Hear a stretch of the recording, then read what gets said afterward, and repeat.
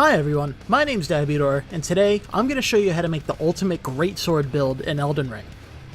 The Greatsword, also known as the Guts Sword, or the Gugs, which stands for Greatsword Ultra Greatsword, which is how it was referred to in the Dark Souls series, is a colossal sword that's super easy to get and can do tons of damage when built correctly.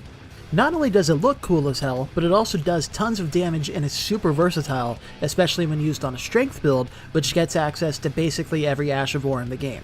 So today, I'm going to show you how to make the ultimate Greatsword build. If you find this video helpful, please leave a like, share the video, and consider subscribing. It really helps me out. To start off, I'm going to give you an overview of the build, including a rundown of all the stats, and also all the items that we're going to be using. Then I'm going to give you a brief leveling guide so that you know how to level up your character as you progress through the game all the way up to level 200. And finally, I'll show you some gameplay and give you some tips about how to use this build correctly and how to get the most out of it. First, let's look at the stats. As usual, I made this build at level 125 using the Wretch as the starting class. Level 125 is just where I like to stop my builds. There's nothing stopping you from making this build lower or higher as you desire, so don't feel like you have to stop leveling at 125 if you don't want to. And I chose Wretch because that's just the class that I use for all of my builds. Optimally, you would probably want to use this on either a Vagabond or a Hero, but pretty much any class you use will be fine. If you use a different class, like an Astrologer or a Prisoner or something, then you're basically just going to have a little bit less strength by the end of it, but you'll still be fine, you'll still get plenty of damage and all that. So as for the actual stats, first off we've got 50 Vigor. Vigor is by far the most important stat in the game. I say this in every build that I make. Every character needs at least 40 Vigor. Preferably you would go up to 60, which is what I recommend doing if you level this character past 125, but I like to stop at 50 because that just gives me 10 extra points to mess around with for some other things. After that, we've got 15 Mind, so we're going to be using a bunch of buffs, and you really don't need 15 Mind. You could make do with like 10 or whatever your minimum Mind is, but I just like to have the extra overhead to make it a bit easier to cast all our buffs without having to use like 2 or 3 blue flasks. After that, we've got 31 Endurance.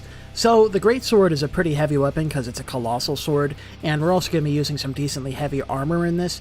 You could wear lighter armor and get away with having like 20 or 25 Endurance, but I decided, everyone likes the big armor with the poise and all that, having this bulky badass looking armor like Guts from Berserk or whatever. I don't watch anime, I don't know what he looks like.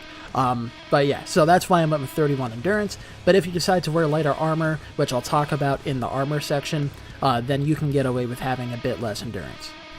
Up next are the damage stats. So first, I went with 12 dexterity because that's what's required to wield the Greatsword, and I also went with 25 faith because we're going to be using buffs up to Golden Vow.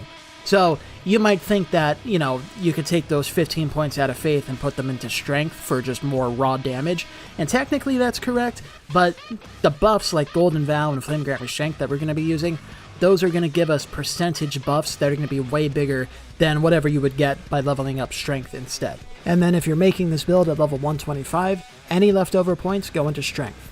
That's it for our stats, so now let's talk about our weapons, talismans, and armor. First, let's talk about the weapons. You'll see that the weapon I have in the right hand slot is the Misericord with the fire affinity. And then I have the Greatsword in the left hand slot. That's because the Greatsword has the Cragblade Ash of War on it, and the way we're going to be playing this build is to use heavy attacks to get stance breaks on enemies, and then we're going to switch to the Misericord to crit them for a fuckload of damage. So if the Greatsword is in your left hand, then when you switch to the Misericord by just not two-handing the Greatsword, or I'm going to say one-handing the Greatsword, so when you switch to the Misericord by one-handing the Greatsword, you don't swap off of the Greatsword, like you don't put it away, and that way you keep the Cragblade buff on it instead of losing it after your first crit. So it's more effective if you have the Greatsword in your left hand. So on the Greatsword we've got the Heavy Affinity, because that scales best with Strength, and it's going to give us the best damage on the Greatsword. And then on the Misericord we have the Fire Affinity, because that also scales with Strength. And the way the game calculates your critical hit damage when you do a backstab or riposte means that if the weapon has elemental and physical damage, it usually does a lot more damage than if it's just physical. So instead of making the Misericord heavy, I made it fire, so we get the physical and fire damage, both of which scale with our strength. You don't want to use Flame Art, you want to use fire, because Flame Art would scale with faith. and we're not a faith build. I also want to point out I'm going to be using two different variations of the Greatsword in this video. So the first one has Cragblade on it, and then the second one has Lion's Claw. And we're also going to have a separate combination of talismans based on if you're using Cragblade or Lion's Claw. So there's some customizability in this build if you don't like using Cragblade and you want to switch to something else, or if you just want more versatility in your build. And then alongside the Misery Cord and the Greatsword, I've also got the Dragon Communion Seal. I chose that seal specifically because it's weightless and it's super easy to get, and it doesn't really matter how much incant scaling it gets because we're mostly going to be using it to cast buffs like Golden Vow and Flame Grant Me Strength. Up next are the Talismans. So if you go to the Build Planner website, and there will be a link to this build down in the description if you want to check it out for yourself, you'll see that, there's like these two arrows there where it says Cragblade, no DLC. So there are different sets that I set up for different permutations of the Talisman loadout, depending on how you're running this build and whether or not you have the DLC. And I also did the same thing for the armor. So here are the 4 Talisman permutations that I set up. You see that they change based on whether or not you're using Cragblade or Lion's Claw, and whether or not you have the DLC. So the one talisman that they all have is Dragon Crest Great Shield, because that gives you an additional 20% physical damage negation, and so it's just a universally great talisman, so there's no reason not to use that. And then the other 3 talisman slots change. So for example, in the 2 Cragblade permutations, in the no DLC permutation, I've got the Axe Talisman and the Dagger Talisman, because the Axe Talisman increases your charged heavy attack damage, and charged heavy attacks not only do a fuckload of damage, but they're also really good for getting stance breaks. And then the Dagger Talisman makes us do a lot more damage once we get the riposte after getting the stance break. And so, that's a really good combination to have. And then I had the Crimson Amber Medallion +2 because there's not really much else in the base game that fits with this. And so I figure having that extra tankiness, because, you might end up like hyper armoring through a lot of attacks and stuff. Having that extra tankiness from the Crimson Amber Medallion will probably go a long way.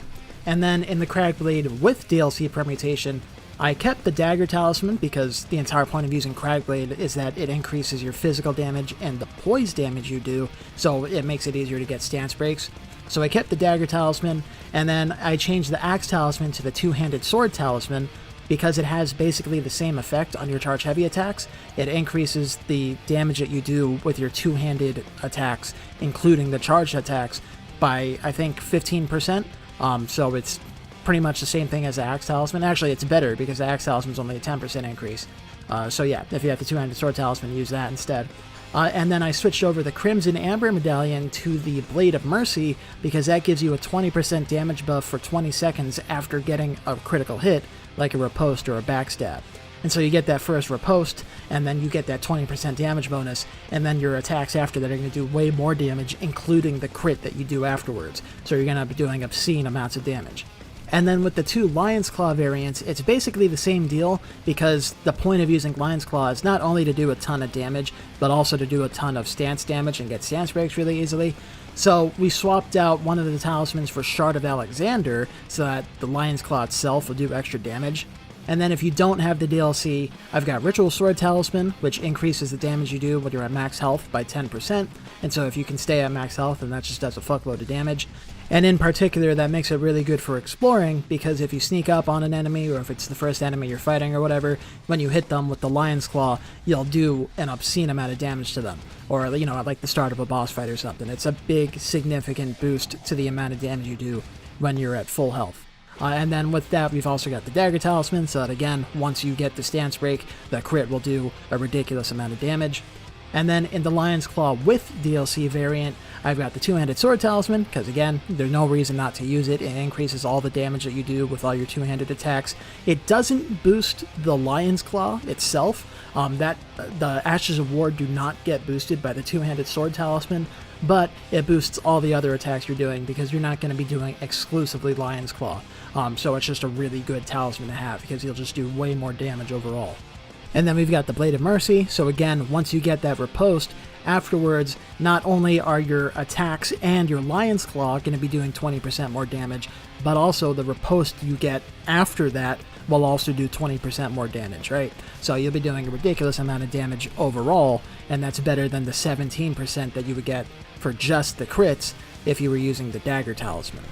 Now, with all that said, if you don't have access to some or all of these talismans because you're in the early game or whatever, or if you just don't want to use them because you want to try something different, I also put a bunch of other talismans in the talismans inventory on the build page if you want to see what other things I suggest using. And so you can swap these around based on what you like or what you have access to. So I'm not going to go over all these in detail, but they're all good talismans, they're all good to have, and you can keep them in your inventory with you if you want to swap around on the fly. And so, you know, try them out and see what you like and see what works for you. You don't have to use the specific talisman loadout that I set up. That's just what I recommend using. Up next, we've got the armor that we're going to use. So I optimized the build around using the Knight set. It's super easy to get. You buy it from the Twin Maiden Husk at the Round Table Hold. It provides pretty good protection. It's relatively light for the protection that it provides, and it gives you 51 poise, which helps with hyper armoring through enemy attacks.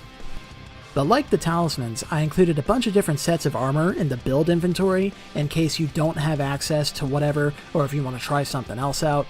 So there are things like the Rakshasa set, which increases all the damage you do, but technically it doesn't increase the damage you take, it just provides bad protection for how heavy it is. But yeah, so it's not like great armor, but it increases the damage that you do by 2% per piece of it that you're wearing. I included the Knight's Cavalry set because I'm told that looks like the Guts armor from Berserk, which this sword is based off of. Again, I don't watch anime, so if that's not correct, oh well, you can change it yourself. You know, but it's cool looking armor. I included the Raptor's Black Feathers or the Greybird's Black Quill armor. Those increase your jump attack damage, and so that's good to have. And I included Lita's set because that increases your rolling attack and crouching attack damage, which is really good on the Greatsword because when you do a crouching or rolling attack, it does like a forward stab. It's really fast and it does pierce damage, which makes it really optimal to use because pierce damage can do counterattack hits that are really strong. Now, depending on the loadout that you're using, you might have to use something like the Great Jar's Arsenal to increase your equip load so you're not in heavy load. So for example, I included that as a tip here when you swap to the Rakshasa loadout. But it should be pretty self-explanatory when you choose your armor, and you can mix and match pieces as you like or wear whatever fashion you think looks cool. Just whatever you wear, make sure that you're in medium load and not heavy load, because heavy load is really bad. You don't want to be in heavy load. That's it for the weapons, talismans, and armor, so let's move on to the spells and other buffs that we're going to use. The three main spells that we're going to be using are Golden Vow, which is a damage and damage negation buff, Blessing's Boon, which is a health regen buff, and Flame Grant Me Strength, which is a damage and stamina regen buff. Using those three spells together means that we'll be really tanky and do a whole fuckload of damage, and so it'll be really good. I also included a couple other spells, so there's Flame Cleanse Me, which is just good to always have on hand. It lets you cure poison and rot for just a little bit of FP, so you don't have to worry about using boluses and crafting those and all that. So it's really good to have Flame Cleanse Me. And then I also included Heal from Afar, which is a good healing spell if you need it, and Frenzied Burst, which is basically a sniper fire laser spell. You can use it from long range, and it does a whole bunch of damage. So you're not really going to see me using Heal from Afar or Frenzied Burst in this guide, and there's nothing stopping you from adding other damaging spells if you want. There are spells like Catch Flame and Black Flame that are really good. Since we have a bunch of strength, if you were to use the Claw Mark seal, then the Bestial incantations like Stone of Garank and Beast Claw and Roar of Rugalea would all be really good. But this isn't really a spell-focused build, so I'm mostly just including the Faith for the buffs, and so you're not going to see me using those in this guide. And then finally, in our Wondrous Physic, we've got the Opaline Heart tier, which increases all of your damage negations by 15% for 3 minutes, and in addition to all those other buffs that we have, it makes us really tanky. And then I also included the Spiked Crack tier, which increases your charged heavy attack damage by 15% for 3 minutes. And so that makes your charged heavy attacks do even more damage, especially when combined with things like the Axe Talisman and the Two-Handed Sword Talisman. If you want to swap out the Spike tier, you could get something like the Blood-Sucking tier to increase all the damage you do, including from Lion's Claw and all that, by 20%, but that also drains your health over time. And personally, I don't care that much for it, so I don't really use it all that much. Or you get something like the green burst crystal tier if you want more stamina regen. You can use the oil soaked tier if you want the misery chords fire damage crits to do more damage, though that tier only lasts for, I want to say, 45 seconds, or it might be 30 seconds, so you should keep that in mind. Or whatever tier you feel like using, experiment with different stuff and see what works for you. And with that said, that concludes the overview of this build. Like I said, there will be a link to it down in the description if you want to check out this build planner page for yourself. You can edit the build and do whatever you want with it to customize it for yourself. And now I'm going to give you a brief leveling guide for how to level up this build as you go throughout the game, up to level 200, and then we'll go over some gameplay and I'll give you tips on how to use this build correctly. So I'm going to start this leveling guide at level 63. So at this point, you would have 40 vigor. You would also get the 21 strength required for the sword. If you two-hand it at 21 strength, then that brings you up to an effective 31 strength so you can wield the sword, and also the 12 dex that you need for it. And then after that, I pumped the rest of the points into endurance, just so that we could wield the sword and have the armor and talismans equipped. After that, I put the next 15 levels into faith. That way we have access to Golden Vow and the other buffs that we're using, and so we can get a lot more power out of the build by doing that, instead of putting those points directly into strength first. And now that we have all the requirements to use everything in the build, I'm going to move up in milestones. So up next we're going to level 100, so I put some more points into strength to bring it up to 40. That way when you two-hand it, you'll be at the 60 strength soft cap. And I also put a couple more points into endurance, so we have the endurance that's required for the heaviest stuff in this build. And then finally I had 1 point left over, so I put it into vigor, because vigor is good for you. After that, I would talk about level 125, but we just spent 15 minutes talking about that, so we're going to move up to level 138. I'm stopping at 138 because, for one, it's a popular PvP level, because it lets you invade people as low as level 125 and as high as level 150, which are very popular levels to stop at if you're, just leveling up your build. And also, because at level 138, we happen to have 60 vigor and 54 strength. 54 strength is the number we go with because when you two-hand the sword, that brings you up to an effective 81 strength, which puts you just over the 80 soft cap, so it's a good strength level to stop at while you level up other stuff. And then moving on to level 150, I brought Faith up to 33. That way we get access to Howl of Shabriri, which is a stronger damage buff than Flame Grant Me Strength. It comes with the downside of making you take 30% more damage, but it makes you do 25% more damage, as opposed to Flame Grant Me Strength, 20% more damage. That extra 30% damage taken is a lot, but we're pretty tanky because we have 60 vigor and a bunch of damage negation buffs going on, so it's worth using if you're willing to take that risk. And then after that, I started putting any extra points into strength because we're going to bring that up to the 80 soft cap. So by level 200, you should reach the 80 strength soft cap. I also put a bunch of points into endurance to bring that up to 40, just so we have more equivalent and stamina to work with, because why not? We've got extra points to go around. And then I started dumping any leftover points into dexterity, because if you keep going higher than 200, those points into dex will eventually make it so that quality is stronger than heavy for this weapon, because that'll scale with both strength and dexterity. But that's not going to be until you have like 60 dex and 80 strength. If you decide to go past level 200, then you can put the points pretty much wherever you want. You already have pretty much the most optimal setup for this, so any additional points you spend are just going to give you more variety in what your build can do, and not really more power for this specific build. But anyway, so that concludes this leveling guide, and now we're going to go over a gameplay showcase where I'll give you tips about how to use this build correctly. So as with any good build, I want to emphasize that you need to use the buffs whenever you can. I see too many people when I'm playing in co-op or when I'm watching, gameplay videos on YouTube and stuff, too many people don't use their buffs, and then they wonder like, oh, why am I not doing any damage? Why is my sword doing 300 damage?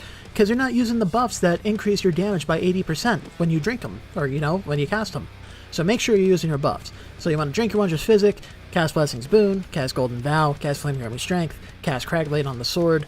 I'm two-handing the sword, and you see here, I'm going for those charge heavy attacks. You're going to see that I can just poise through his attacks, because not only do we have armor that has decent poise on it, but also the Greatsword gets a bunch of hyper armor during its charge heavy attacks, and so that lets you just trade hits And if you ask me, that's kind of just part of the Colossal Sword moveset. Something, like a lot of people will be like, oh, I don't want to trade hits. I want to use this huge slow weapon, but I also don't want to get hit. Well, then why are you using a big slow weapon that locks you into a 3-second long attack animation every time you press the attack button? So yeah, there's nothing wrong with tanking hits. Just make sure that you've got the tankiness to be able to survive it. Like there, I just poised through all that guy's shit because I was like, I don't give a fuck. I just kept hitting the attack button and he died. And then I just drank a heal afterwards.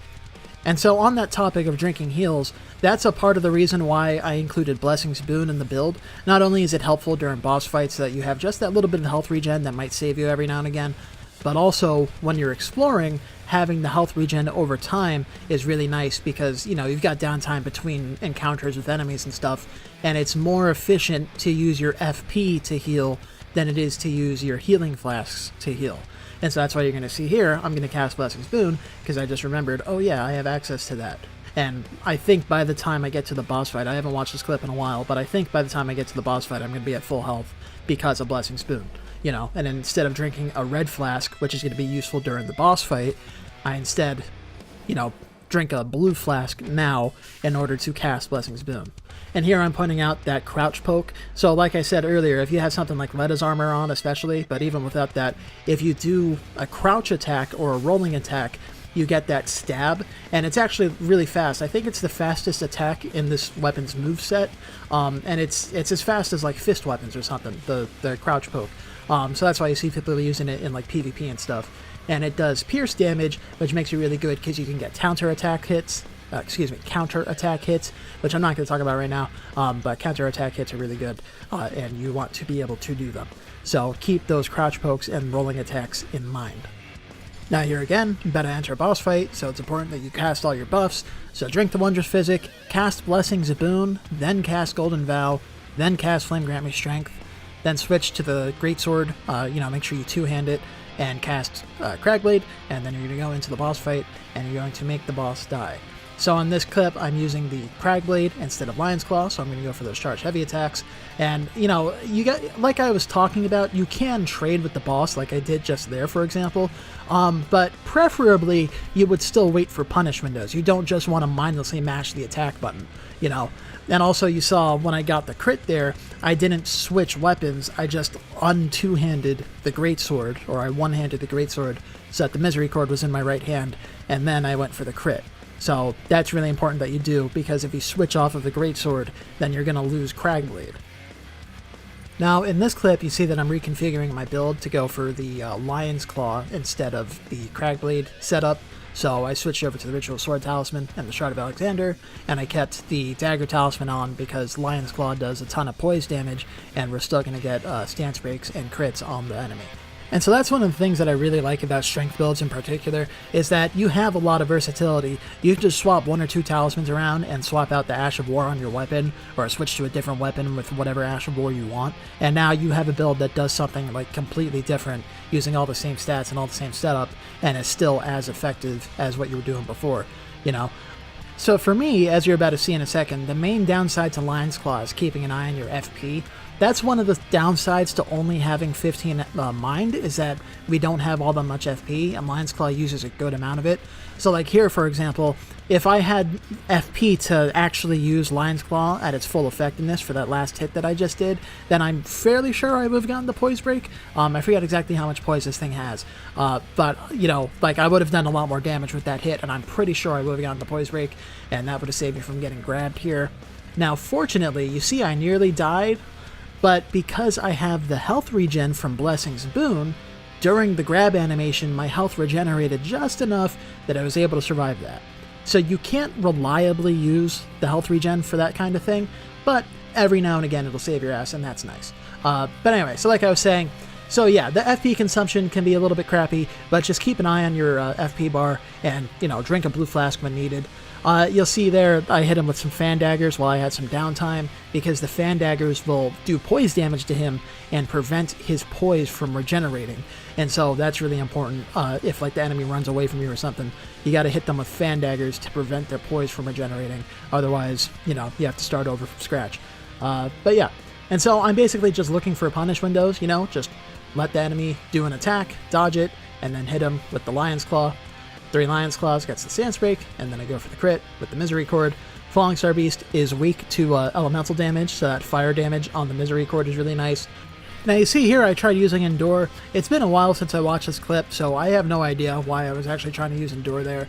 But Endure is nice to use. I just fucked up the timing on it, because it lasts for 3 seconds, and you can't restart that 3 seconds until it wears off. You feel me? So that's why, even though I did an Endure, I still got knocked down by it, because the first Endure didn't wear off, if you understand that, you know? So here's some exploration Lion's Claw gameplay, and you see what's really nice about Lion's Claw is that when you hit a smaller enemy with it, so like basically anything smaller than like a troll will get pancaked by it, and that lets you basically just stun lock them by just hitting them with Lion's Claw over and over again until you run out of FP, of course. But yeah, so Lion's Claw is really nice if you just need like some breathing room, or if there's an enemy where you're just like, fuck you, sit down, you know, and then fuck them up. So you can hit him with Lion's Claw and then just keep chaining that, or you can go for a charged heavy attack, or you can back off and drink a flask, and you usually have enough time to finish drinking before you get punished for it. So it's good to be able to stun the enemies and just have them be out of play for like a second or two there. So now I'm fighting an Erdtree avatar, and I always like fighting them because they're a good example of punish windows. Because in between their attacks, you know, I'm not trying to wail on it while it's like swinging at me and stuff. I let it do an attack, I dodge the attack, and then it's got a big punish window afterwards where I can get a big hit like Lion's Claw or a charged heavy attack or whatever in. And so that's just good practice in general, is to take advantage of punish windows instead of just mindlessly mashing the attack button and getting yourself killed by getting hit out of your attacks and stuff. But also, for the Colossal Sword in particular, it's a really good example of how you should play with this weapon. You know, it's slow and steady. It's not like high speed fucking, you know, like daggers, super fast moveset or whatever. You know, you want to wait for punish windows and not get yourself murdered in the process of trying to hit the bad guy. You know, if you just mash the attack button, then you're gonna trade a lot, and we can do that to a reasonable extent, but it's not always gonna work, and eventually you're gonna die if you keep doing that. Now, you might have noticed during this clip that I put fire grease on the sword, so that's one of the nice things about having the heavy affinity on a strength build, is that you can buff it using greases or spells.